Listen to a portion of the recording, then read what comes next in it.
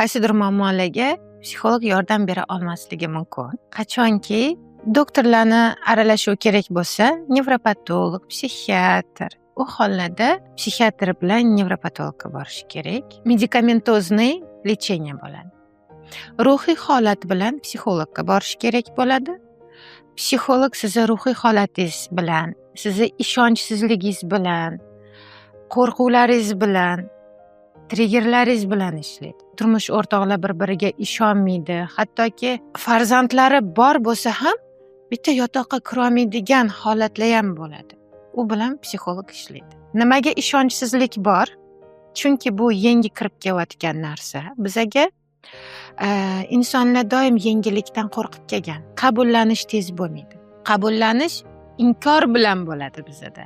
Inkor qiladi-da, oxirgi nuqtaga borib yetib kelganda hech nima yordam bermaydi. Birinchi biz qayerga yuguramiz?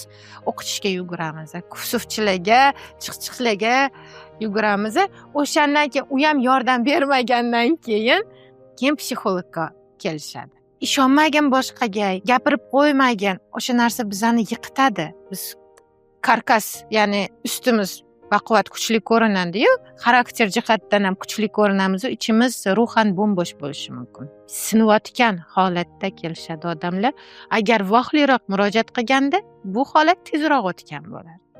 Kech murojaat qilishgani uchun juda ham chuqur, uzoq ishlaymiz.